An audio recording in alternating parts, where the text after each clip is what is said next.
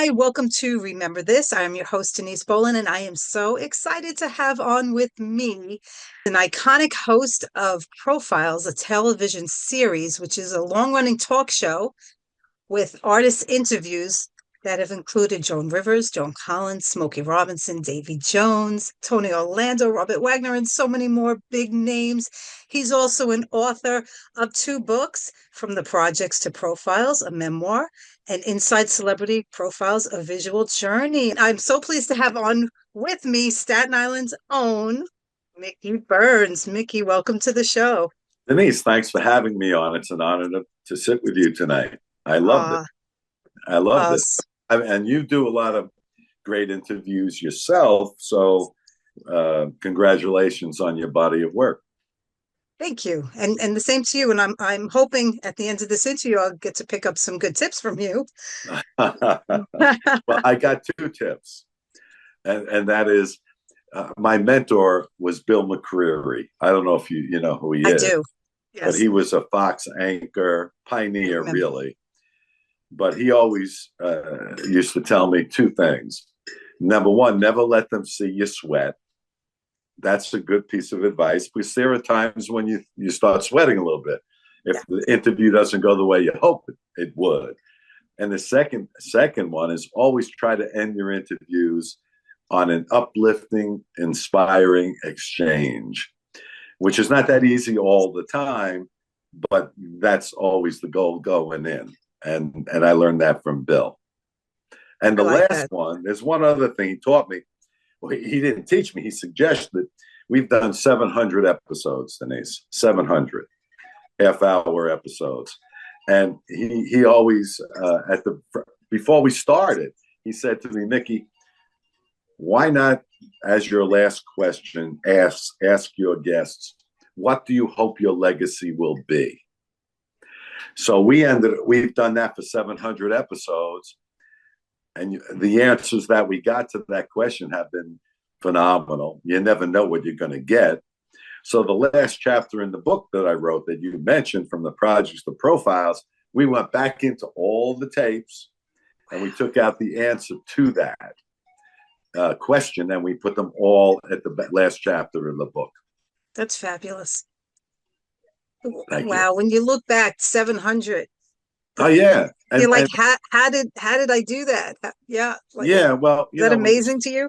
Yeah, because when we're starting out, our goal was to get 13 episodes in the can. That was the goal. You don't think 700. You don't think 100. When we got to 100, I at the time, Mayor Bloomberg was the mayor, and he said this. I still have it up framed in my office, congratulating us on the 100th episode, and that was so many years ago, But we were so thrilled. Now 700, and I have one other sidebar story which you're going to love. I was in the Staten Island Mall last week, and a little elderly lady came up and she tapped me on my elbow, and she said, "Oh, Mickey, I love your show. I especially like the episode you did with Joyce Randolph, who played Trixie on The Honeymooners." And I said, "Well, thank you so much. I appreciate it." And then it dawned on me, I wanted to ask her, have you seen any other episodes?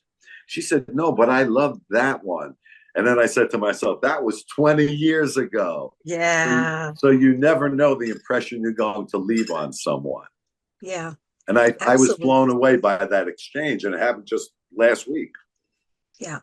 Well, what I find is that when we interview these celebrities, and I pretty much, I do it a similar way similar to the way you do it. I have conversations with them. Yeah. And the feedback that I get is I felt like I was sitting in the living room with you guys. I felt like I was part of the conversation. And that's a good feeling, Yeah. And that's a good way to approach it mentally. Yeah. I've always felt that way. A good interview should be a relaxing environment, one that one might feel you're in somebody's living room having a discussion.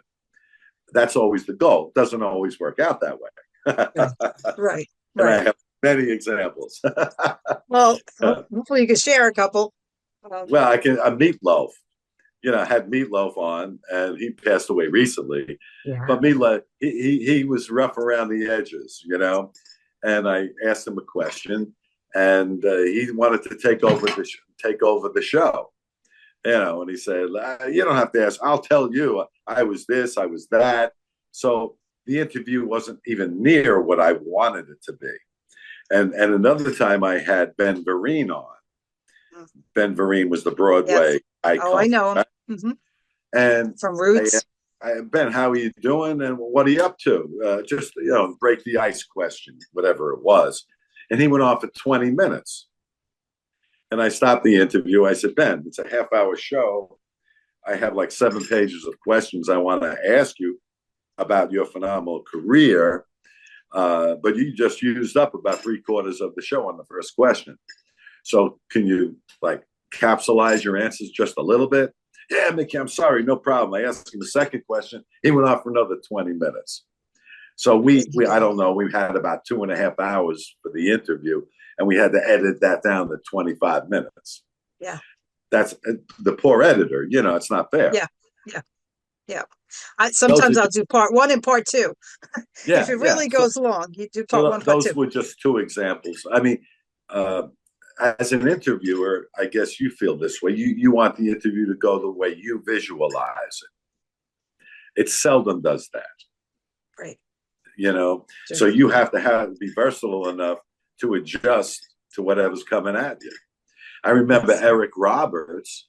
He was fabulous, but I like a little quicker tempo in my interviews, and he was very thought-provoking. I'd ask him a question, and he would think, and he responded wonderfully, but the tempo I wasn't comfortable with.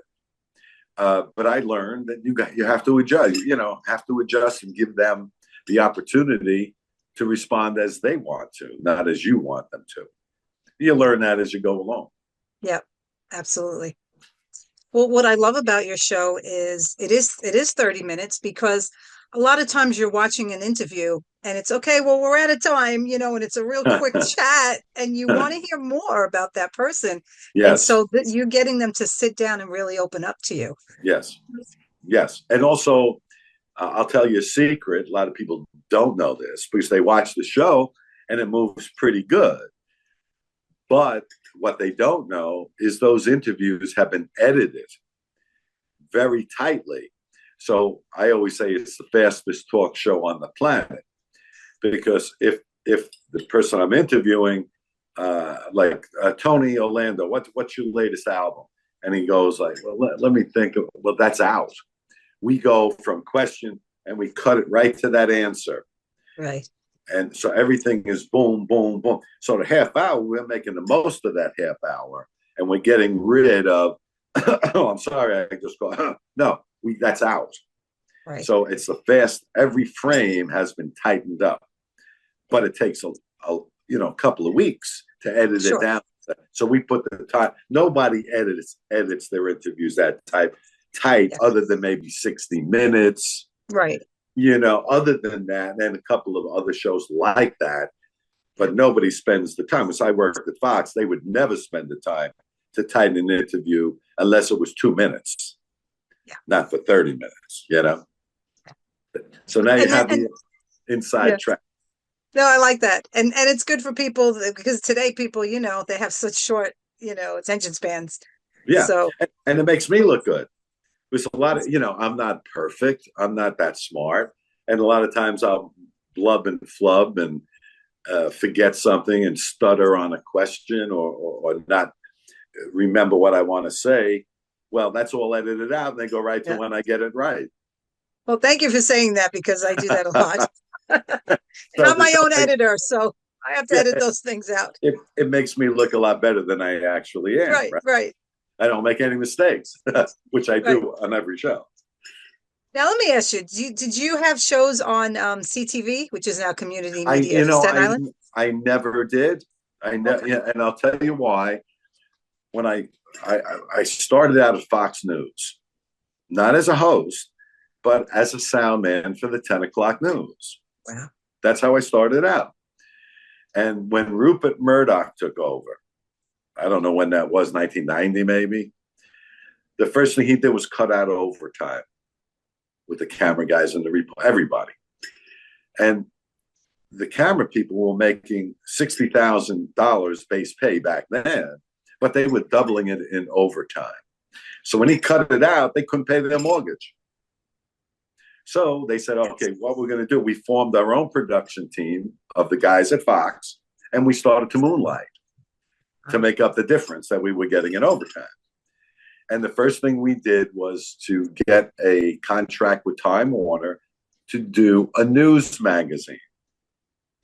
So we had the editor, we had the camera guys, we got the graphics guy. They said, Mickey, you're the host, because that's what you want to do anyway. So I ended up hosting this news magazine and did 13 episodes. And after that, the people at Time Warner kind of liked me a little bit. So they had another show that they were producing called Staten Island Live, which was like Larry King Live. And I would interview the newsmakers of the day on Staten Island. And from that point, my career kind of took off. But I never worked at CTV. I started at Fox and then went right to Time Warner. Wow. You're a pioneer. Yeah. And because when I got out of college, the only choice you had was to go to Boise, Idaho. You don't start in New York.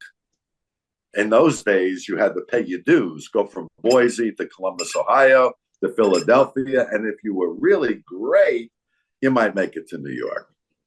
Yeah. So the only other person that I know, and there's one other, and then she went for a couple of months to Atlanta, I think, was Rosanna Scotto. Okay. But she's another one. She's been in New York almost her whole career. Mm-hmm. Everyone else, if you look at the history, started out in smaller markets that you see on TV in New York. Yeah. How do you get your guests? Do you have like a team that reaches out to them? Yeah, I have a team, and I also do a lot myself. But Denise, keep in mind, I've been doing this for 22 years for profiles. And then we were doing special edition news magazine for 2 or 3 years before that. So I've developed a Rolodex of managers and PR people in LA, in Nashville, Chicago, New York, Florida. And once you have a relationship going with these people, when they are representing a talent, a singer, a new TV show, whatever, and they're coming to New York, they email me and pitch me. By the way, I have Lee Greenwood coming in February 25th. Are you interested? Of course, and it takes years to develop that Rolodex. It doesn't happen overnight. Yeah. Yeah. And it's hard to say no. Yeah, my biggest problem is saying no. Because I'll get pitched all the time by people that gave me Smokey Robinson, and now they want to give me somebody who's a no-name, who's up and coming. And it's hard for me to say no because they've also given me Smokey Robinson, right, DJ Thomas.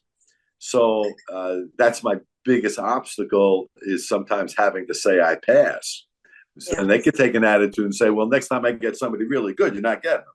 Yeah, absolutely. That happens a lot. What did you do during COVID? Did you do this type of interviewing? We tried to do this, and I wasn't happy with it because it's not what I do. Right. You like that in person. I want to be in person. I want to see them sweating. I want to see them, their reaction 2 feet away from me. So we tried to do it. We didn't like it. So we stopped doing it. And we showed repeats, but not for a long time.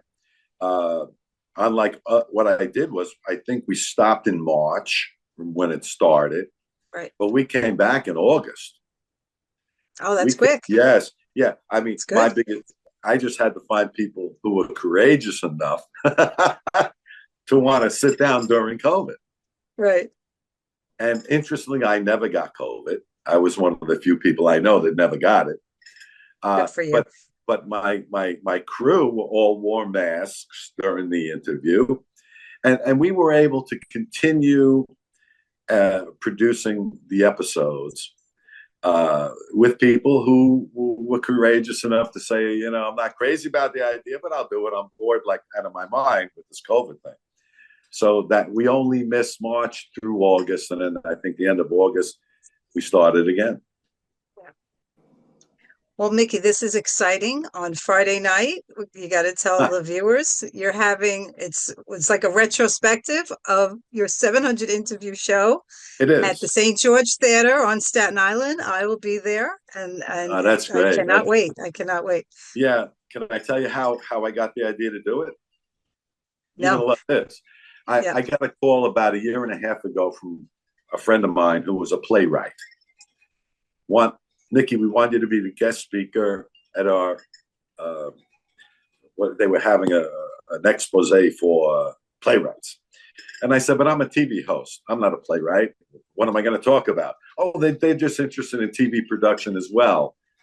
So just, come and talk about your show. So here I am with 50 playwrights, and I started telling them stories, a lot of the stories which I'll be telling at the play on Friday night. And there's one scene. Did you see The Martian? I asked that question with Matt Damon when he gets stranded on Mars. No, I'm going to have to watch it now, but no, I haven't seen it. There's a scene at the very end where he's telling the 50 new recruits, NASA, the young people, how he survived on Mars by himself for a year and a half. And at the very end, he said, the ending scene is, anybody have any questions? And simultaneously, 50 hands these went up at the same time. Ah. So I'm now speaking to these playwrights, and I've told them all my war stories over the 20 years. And afterwards, I said, does anybody have any questions? And 50 hands went up simultaneously. And at that point, I said, I think I might have something here. This might make a nice show. They were really engaged. They loved the stories. They wanted to hear more, and they all had a question. So that was the seed that I came back and told my people. I said, I think I want to develop a show from this experience. And that was a year and a half ago. Great idea. Great idea. Because people love to hear these stories. People love background stories, right? The backstories. Yes. Yeah. And so what I did, I have 700 episodes, and a lot of them with iconic people. But the ones I chose all have a backstory or a behind the scenes story or hook to the clip that they'll see. Yeah. So that's how those clips that will be shown, we picked them because of the story behind the clip. Wow. And you're also going to have Vito Picone in the Elegance, right? Well, Vito is not going to sing, but Vito is going to join me because I interviewed Dion DiMucci on his 60th birthday. Wonderful. 20 years ago. Yeah. And he is, of course, Runaround Sue, The Wanderer. Great guy. The legend. He's a legend. He's a legend, right? But during the interview, he wanted to talk about the tour that he was on with Ritchie Valens and Buddy Holly. He was supposed to. They were trying to get him to take that flight with them. He decided not to, and I'm not going to tell you why. You're going to have to come to the show to find out. I know why, but I'm not going to say it. We're not going to say it, right? Not going to say it. So a lot of people don't know this, but Vito Picone and the Elegance were on that tour. So he's going to come after I tell the story and show what I have. We're going to come up and talk about his experiences, his best memories of that tour. Oh, that's great. Yeah. Yeah. I had Don McLean on, and so many people do want to hear about that with Buddy Holly, the Big Bopper. Yeah, Ritchie Valens. Well, it's a piece of music history. Oh, absolutely. Vito today goes back every year on the anniversary of the plane crash and performs. They have a festival, a tribute festival every year on that day. Oh. Yeah. Well, it's funny because I went to see Dion when he came to St. George. How was he? He was fabulous. Yeah, fabulous. Right. Fabulous. Yeah. And I love when he does like the faith-based songs, when he gets into that. So at the end, I was talking with Vito and I was like, I would love to interview him. He goes, I can't even, he goes, I'm having lunch with him tomorrow and I can't even interview him. He doesn't Yeah, give interviews. But so yeah, and I interviewed him 20 years ago. you got On him at a good time. You got him at a good time. it was So I guess I yeah. got the next best thing. I got his former brother-in-law that came on, The reason I talked about got him was it was at the Hard Rock Cafe in Times Square, and him. he was having an album release press day. That's how I got him. So we set up, and he talked to all Nice. the press, and he sat down with us, and we got the interview, Nice. and that was it. Yes, Nice. Wow. So what a journey. What a journey, Mickey. it's been quite a journey. Yeah, and it continues. This is great. And I'm sure everyone asks you who was your favorite interviewer? I mean, who was your favorite guest that you Yeah, interviewed? I know you had Dick Cavett on, which yeah. is Well, Dick was special, because I had always admired him, and I always thought he set the bar very high for talk show hosts. Intelligent conversation. He was brilliant, and I really enjoyed my interview with him because he said, he and Johnny Carson both came from Nebraska, and he said he thought you had to come from Nebraska to be a talk show host. look at that. And he originally met Johnny Carson. He told me the story in the interview in a church basement, little town in Nebraska, when Johnny was doing magic tricks. Really? And Wasn't a that's how comedian yet? not yet. That's what he was a magician when he was just out of high school. And they were all in a church basement, and Johnny was doing his magic tricks. And that's the first time Dick met him. He was fat. Dick Cavett was the best. I But kind of liked him the best back yeah, then out of all of them. and I Tony really enjoyed Orlando. watching him. Yeah, Tony Orlando was another one of my favorite guests. Just the nicest guy in show business, really.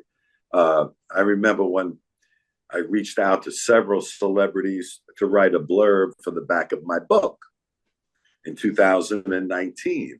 And I remember I have Tony's cell phone. So I texted him, Tony, I'm writing a book. Could you be so kind as to write a blurb? 10 minutes later, I had that blurb. 10 minutes later, I had that blurb for the back of the book. Other celebrities, they might have sent them, but I didn't get them in 10 minutes. Yeah, It might have been a week. It might have been 2 weeks. yeah, Tony Orlando, 10 minutes. man. But He's that the best. says a lot about you too, because you could interview people and then never hear from them again. But to get their phone number and for them to consider you like a friend, Yeah, that yeah. says a Well, lot about you, how but you you do make them make feel friendships. comfortable. You do make friendships along the way. I mean, I've had Darlene Love on the show 4 times. She keeps reinventing herself. I had her when she was on in Greece. First appearance was when she was trying to make a comeback. Then in Greece, then in 2011, she was inducted into the Rock and Roll Hall of Fame. And then the last time, we had her on when she was just finishing up with the David Letterman show. She did that Christmas Baby Come Home every year. So the last year she was on that, I had her on the show. So 4 times. Nice, Joan nice. Rivers was great. I had her on Oh, twice. Loved Joan. Loved her. did she have you laughing? I'm sure Yes. she had you laughing. She was really smart. Oh, I could tell that about her. During the interview, I asked her, I said, I know you're smarter than you like people to think. I said, but I happen to know that your major in college was anthropology. And she said, Really? Mickey, how did you know that? And I said, did you ever consider pursuing a career in anthropology? She said, I did, but they wouldn't let me take my makeup person along. So she had a punchline for everything. Yes, And yes. she was smart and she was giving. So she'll be part of the play as well. We're going to pay Oh, I can't tribute to wait. her I can't wait. Friday night. I can't wait. Oh, yeah. Now, before an interview, obviously you do your research on the person, but do you plan your questions ahead of time or do you just see how it goes? No, I format everything. You do. But I'm doing it so long, I don't necessarily have to stick with the format. Right. Everything's outlined of the way ideally I would like it to go. But sometimes I go from here to there, back to there, depending on the guest. But I would say overall, Denise, that I do more research than most people. I easily do 5 hours of research per interview. Wow. That And is a then lot. that's just compile. When we get an interview, we get a packet from the management or the PR firm of the person we're going to be interviewing. And that's an overview of their career. That could be 5 pages. It could be 10 pages. It could be 1 page. Yeah. Then our people go down and we search as much as we can on that person and develop a dossier of more.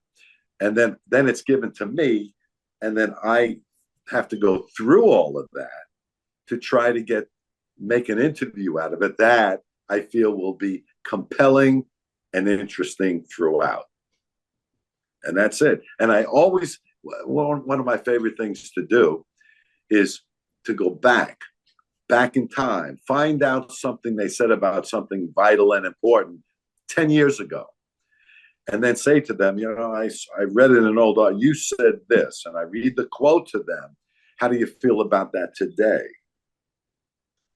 And boy, they said, man, you really did your research. And then they say, okay.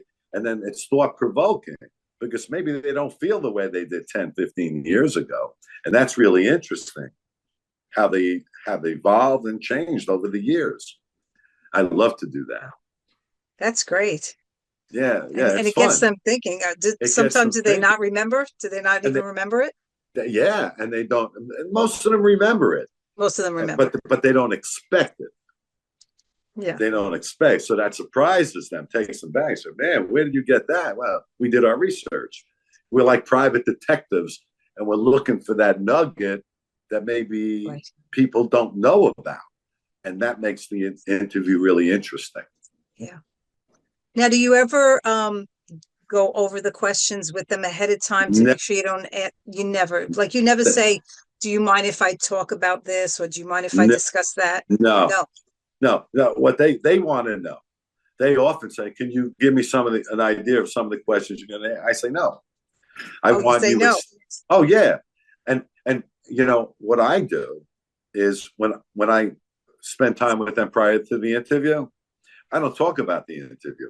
I want to talk about what your hobbies are, what your interests are, right? So I want to kind of bond with you so that when we start the real interview, you're not on the defense.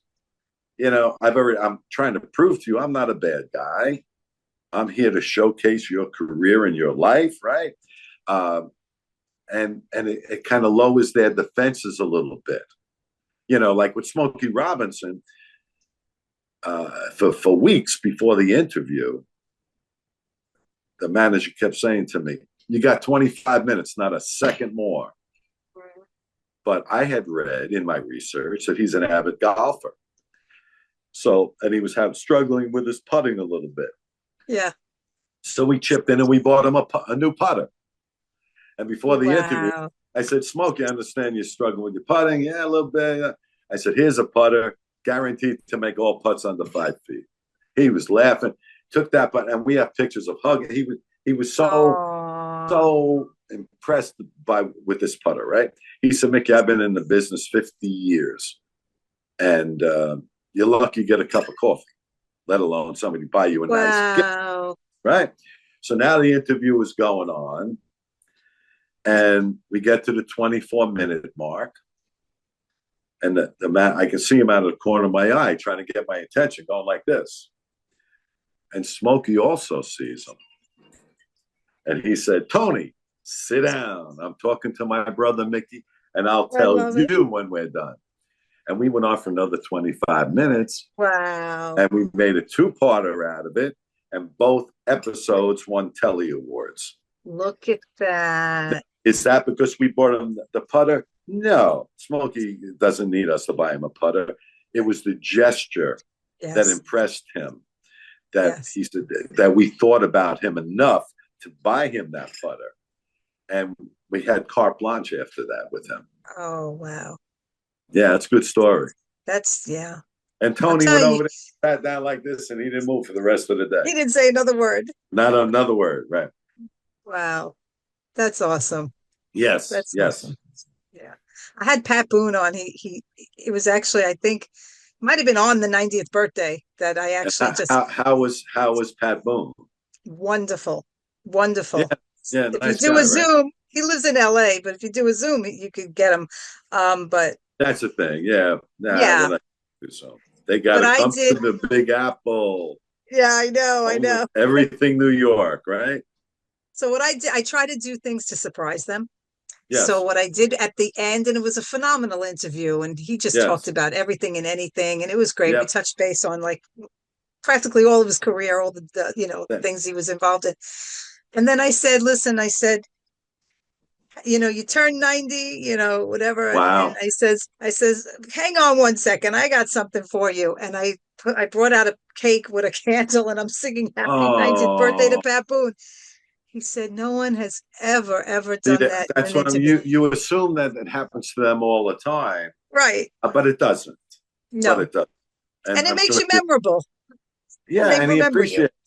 he They appreciate it. appreciated your gesture, Yeah, as Smokey appreciated our putter. absolutely. That's right. That's Yeah, right. yeah, Now, so in the beginning, were you yeah. nervous interviewing? Like, do you still No, get nervous, or you're no, over all that? You were never nervous in the beginning? no. I think the reason was my background. I was an athlete.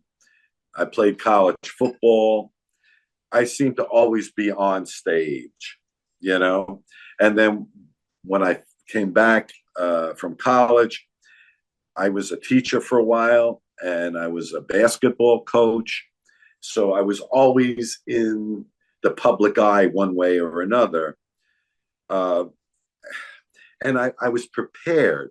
By the time I got to be in front of the camera, I had been at Fox for a while, and I got to learn from all the best.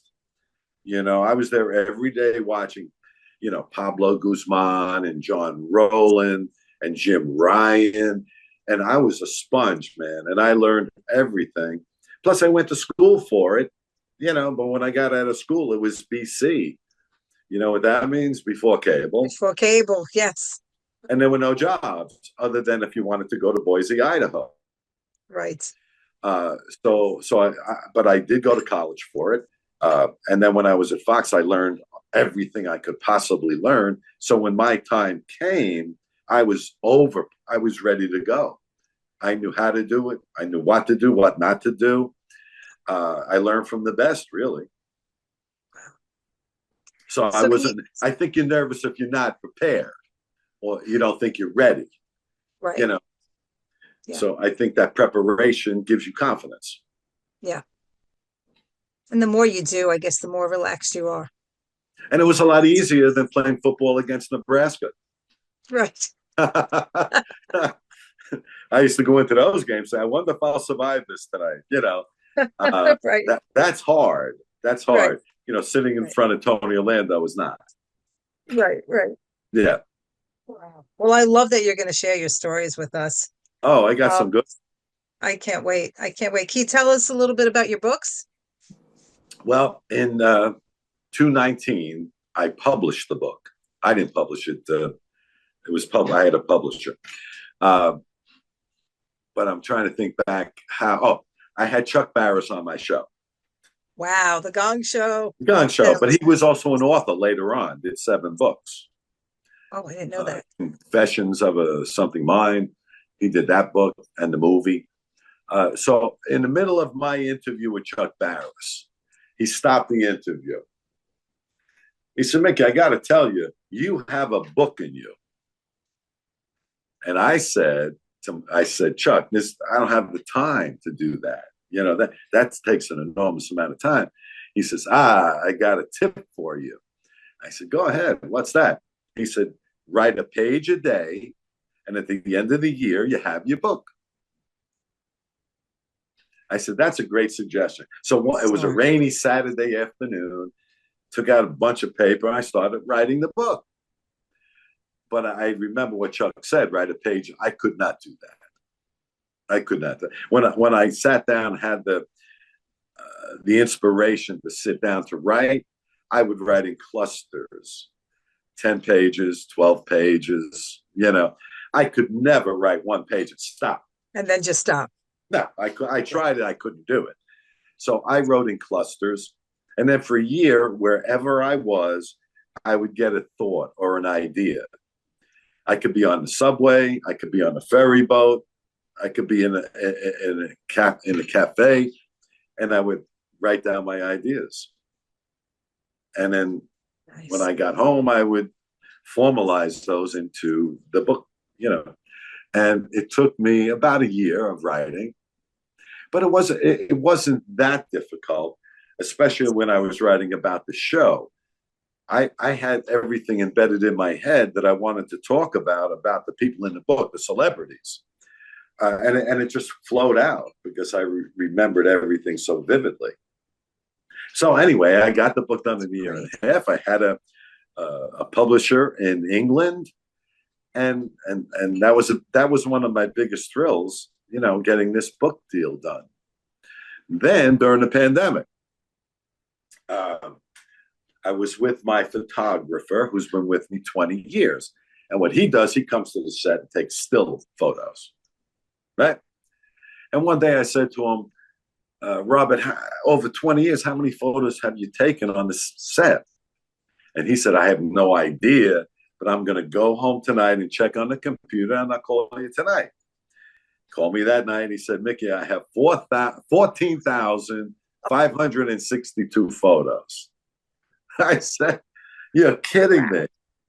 14,000 over 20 years with all major celebrities, right? So I told our publicist, Eileen Shapiro, who you know, right? Do you know Eileen? I do. Yeah, yes. Yeah. She serves as our publicist, and she did that as well. And I called Eileen. I said, Eileen, we got 14,000 photos behind the scenes of this show that's been on for 20 years. She said, let me call the publisher and see if they're interested. They were immediately interested and said, do a coffee table book. So we spent the whole summer of that first year of COVID putting together these photos. So we go from one major project to the next major project to the next major project. That is great. I would prefer just doing the show, but this is exciting. This is exciting. All these different avenues that you can get your stories out, And these other projects just pop up. We get one book, then it's two books. Now it's the play. Right. It keeps you moving. Do you get them to sign an autograph before they leave the show? Do you have autograph pictures? The celebrities? Yeah. No, what we always do is we make sure we get photos with them. Okay. So almost every one of our 700 episodes has multiple photos after the interview was over. Nice. And most of them are very good. I can't think of one other than Mickey Rooney. Wow, good. What? You have to elaborate on that. He was right. I don't know time ago. He was, when we did interview, he was a grouchy old man. By the time we, but don't they want to do the interview, or they have to? No. He wanted to do the interview. He didn't want to take pictures afterwards. Oh, the picture taking. Okay. He had something to do, so he's running. But I would say, of our 700 episodes, 98% are gracious and give us the interviews because we tell them we're going to use that to promote the episode. Yeah. Which we do. Yeah. Nice. And I follow you on Facebook, so I see the pictures, and it's great. Yeah. It's a great promotional vehicle. Sure. To let people know this week Tiffany's on. Next week Anthony Rodea is on. After that, Bill Bradley's on. Nice. So and they now people look. I know people that say, "Oh, I don't watch it Saturday. I watch it every Sunday," and they check Facebook to see who's going to be on. Yeah. And it's not on YouTube. It's only on. We don't put it on YouTube. Well, we do. Yeah. We have some of our episodes. You put the interviews? Yeah, pieces, not the whole thing. Pieces. Okay. That go back 15, 16 years. But we only run like 7-minute clip. We don't want to give the whole show away. Yeah. One I saw that I was so glad you put up there was Irene Cara. Well, she's so a good friend of mine. That's one of the people that I became really good friends with. And it was heartbreaking that she Yeah. died way too young. Yeah. You Yeah. know, it was funny. Sad. We were at a conference in St. Pete Beach near Tampa. And I was at the pool one day and the phone rang and it was Irene. And she said, Mickey, I need the name of your limousine driver. I'm going to New York. I needed to pick me up at the airport. I said, no problem, Irene. I gave her the number. And she said to me, where are you? I said, I'm at the pool at this hotel at St. Pete Beach. Well, she lived 3 blocks away. And she said, why didn't you call me? We could have had lunch. You know, I'm on vacation. I don't want to bother her. But Yeah. Did you know she lived 3 blocks away, or you didn't? yeah, I knew she lived in St. Pete Beach, yeah. Because I brought her into New York for a couple of events way after our interview. And she loved that because her folks lived in the Bronx. So if I could bring her in and cover her plane fare and make her a few dollars, and then she could spend the weekend with her folks, that was I did that 2 or 3 times with her. She was a sweetheart, very down to earth. Had a rough life. I mean, she, you know, was back. She during the drug era. You know, she got into cocaine, and she claims a record company would feed her the cocaine so she wouldn't ask for money. I heard that from other, you know, yeah. Other stars would say that. That's why she moved to St. Pete Beach to get away from all of that. Yeah. You know, so I don't know. I don't even know how she died. They never announced the cause of death. So that's, but I liked her very much. Yeah. Yeah. She was a great performer. And a great person.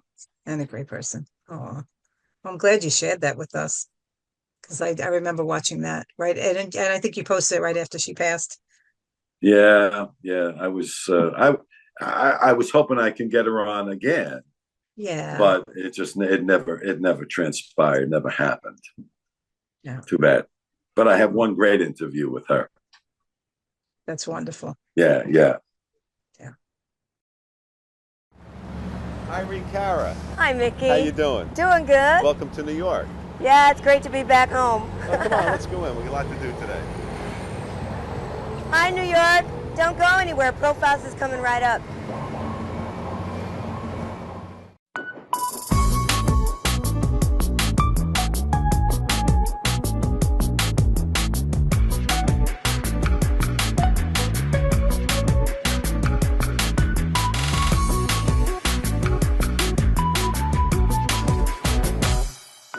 Irene Cara. Hi, Mickey. Welcome to our show, Profiles. Thank you. It's a pleasure meeting you. Thank you.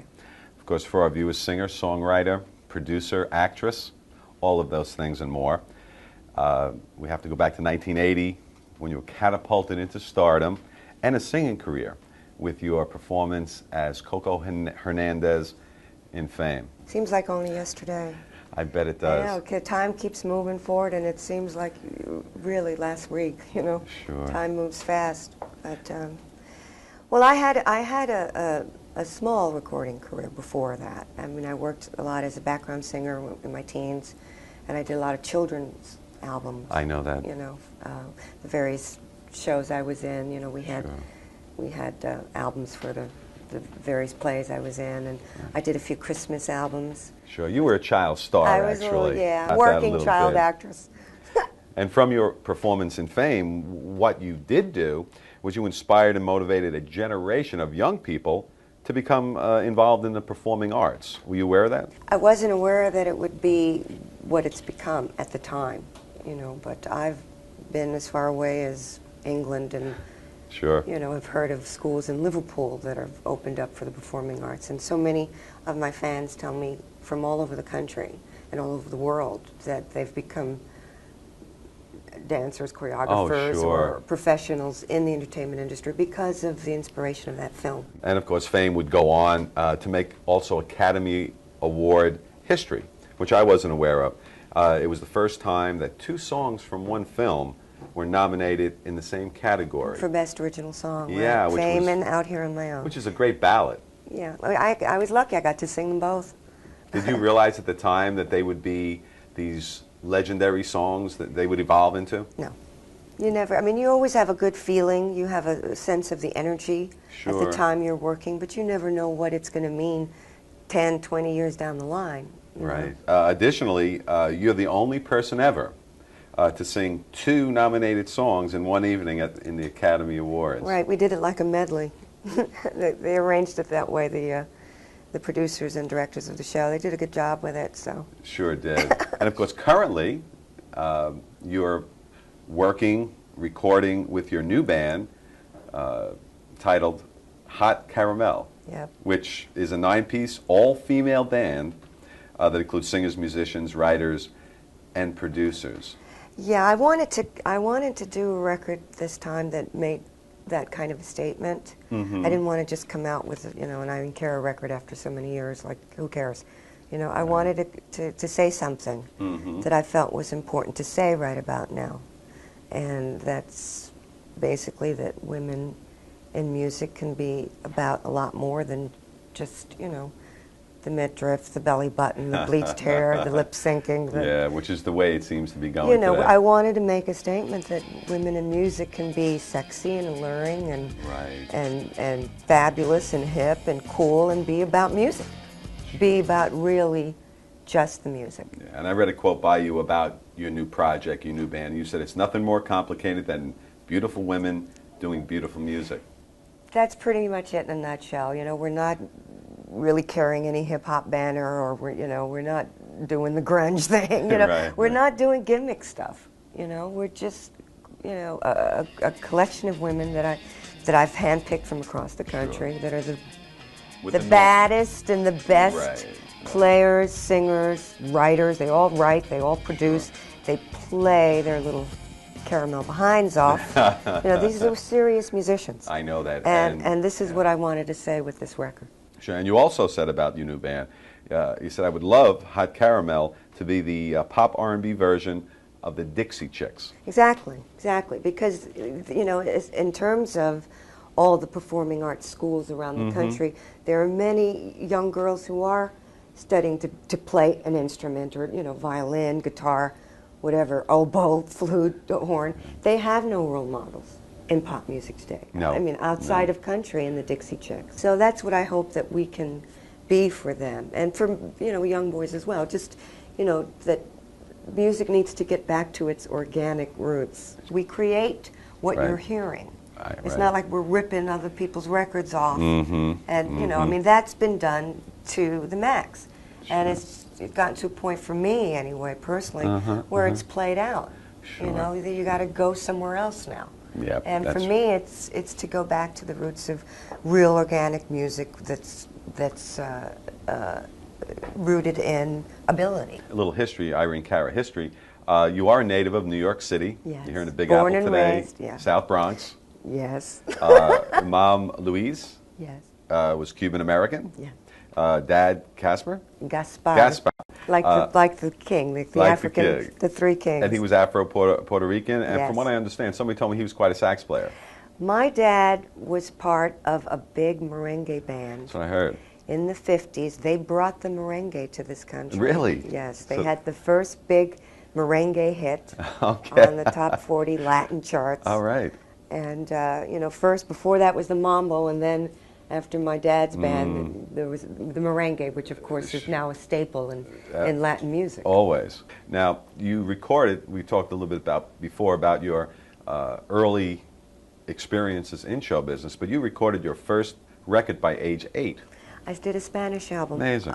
That was my first record as a solo artist. Right. As an right. 8-year-old. Everything was in Spanish, and it was done for a very prominent Latin label. You must have been real popular on your block. I was. And I was the little princess of the South Bronx. I bet you were. And by age 10, you were starring in Off-Broadway. About 8 was, you know, after that album was when I made the transition from the Latin market to the American market. So very young. I mean, I'd been on the stage since I was 5, 6 years old. A lot of times I danced and sang with my dad's band. I did Spanish television in Jersey, in Newark. So by the time Fame, you got the big break in Fame, you were really a show business veteran by that time. I mean, you wouldn't... Yeah, a lot of you know. people don't like to think that, you know, because Yeah, they like yeah. to think that a certain project makes you, and they don't like to hear. I mean, I got a lot of flack for that when I, in my late teens with Fame coming out, because, I would tell the truth about the years that I'd put in before that, and the work I'd done as a child, the work I'd done as a teenage actress in television with projects like Roots and, various movies of the week that I starred in with very prominent, especially African-American actors of that time. They didn't want to hear it. They just, it's like, oh, she's coming off like the little veteran brat, And I wasn't trying to. I was just mainly being honest about my life and my career. So it wasn't an accident when that break came along. You were kind of ready for it. I think so. Well, I got one last question for you. I'm not going to keep you. And then we'll talk about the show again, how people get tickets and stuff. Oh, I'd love. Yes, great. Is there anyone that you've always wanted to have on that you didn't have on yet? Dead or alive, it's okay. Me? Well, there were actually two people. I always wanted to have Pete Rose on, the baseball player, because of his controversy with the Hall of Fame. And we had him scheduled, and for some reason it got canceled last minute. But I did meet him once. But the guy that I've always had number one on my hit list was Tom Jones. Oh, I just saw him in concert. I met Tom. I was backstage with Tom in 1980.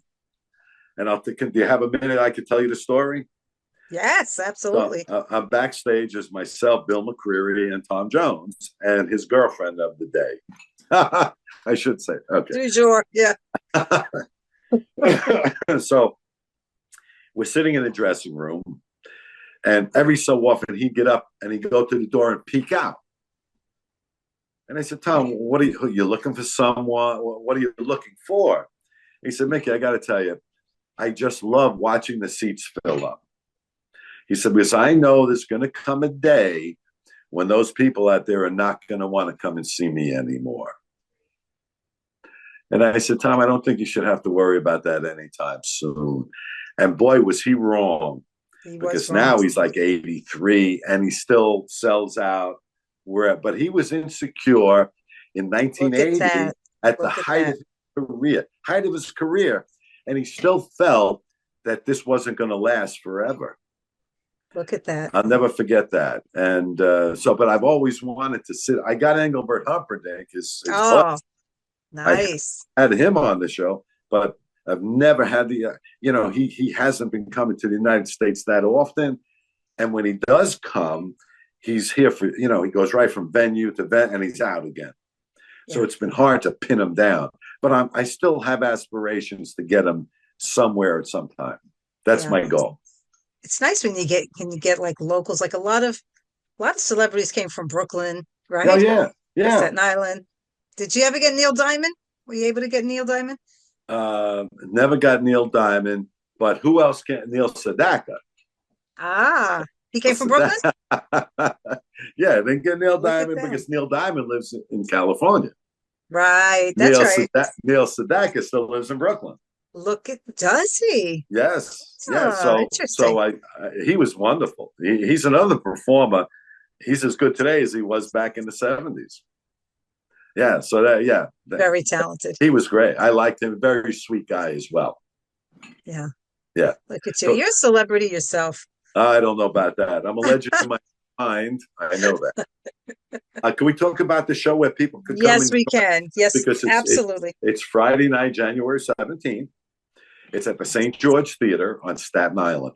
If you're from other parts of New York City, it's easy to get to. You take the Staten Island ferry, and it's a block and a half away.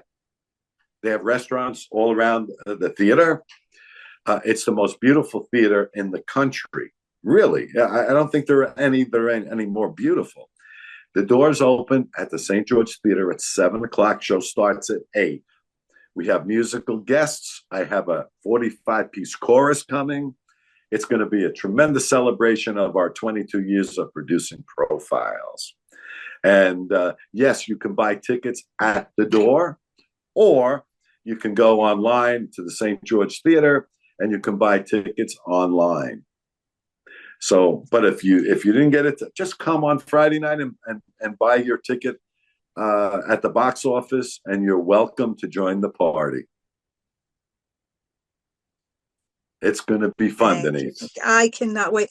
Thank you for bringing us so much joy by giving us, well, because you give us a glimpse into the world of these celebrities, you know, the untouchables, you know, we see them on the screen, you know, right. And you give us a glimpse inside their world. So I want to thank you for that. Denise, I thank you for having me on your show. You're doing a great job, and continued success with it. Thank you. You do a great job, and I would like you to keep giving us some great interviews, okay? Thank you. I appreciate that. Coming from you. It's important. It's important. Yeah. Yeah. Thank you for that. You're welcome. I will see you Friday night. We're going to have a good time. I cannot wait. God bless. Yes, we will. God bless. Thank you for coming on. My pleasure.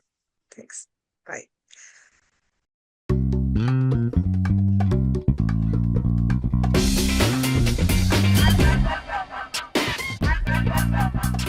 How important do you feel bounty hunting is to the success of the criminal justice system? Well, if you had more cops, you wouldn't need bounty hunters. That's true. The reason you need bounty hunters is the cops are busy getting my kids home safe. Right. They're, during the day, they're busy with my wife's at the shopping center. They're busy. The bank just got robbed. They got to go. They can't look for John Doe. Right. So if there were more cops, there wouldn't need to be bounty hunters.